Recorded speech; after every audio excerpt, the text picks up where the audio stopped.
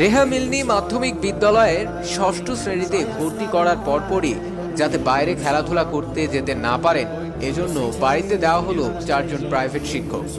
কিন্তু তাতেও কাজ হয়নি। সবাইকে ফাঁকি দিয়ে মনের টানে স্কুল পালিয়ে চলে যেতেন ক্রিকেট মাঠে। সেই ছেলেটি বাংলাদেশের ক্রিকেটের বিস্ময় বালক মুস্তাফিজুর রহমান। 2015 সালের 18 জুন ভারতের বিপক্ষে প্রথম ওয়ানডেতে নিজের অভিষেকে 5 উইকেট নিয়ে বাংলাদেশের বিজয় নিশ্চিত করেন, হন ম্যান অব দ্য ম্যাচ। দ্বিতীয় দিনে আরও বিস্ময় ছড়ালেন, পেলেন 6 উইকেট। ইতিহাসের পাতায় লেখালেন নিজের নাম, গড়লেন নতুন রেকর্ড। মুস্তাফিজের লেখাপড়ার ব্যাপারে বেশ সাবধান ছিলেন বাবা ব্যবসায়ী আবুল কাশেম।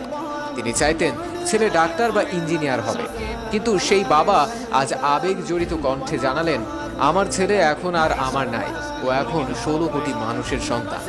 ও ডাক্তার ইঞ্জিনিয়ার হওয়া লাগবে না, ও ক্রিকেটই খেলুক।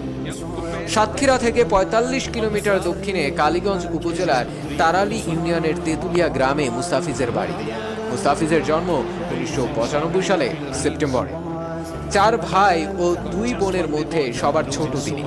পরিবারের সব প্রতিকূলতার মধ্যে মুস্তাফিজ পাশে এসে দাঁড়ান তার সেজ ভাই মোখলেসুর রহমান। তিনি নিজ হাতে গড়ে তুলেছেন আজকের মুস্তাফিজকে। স্কুল পালানো মুস্তাফিজ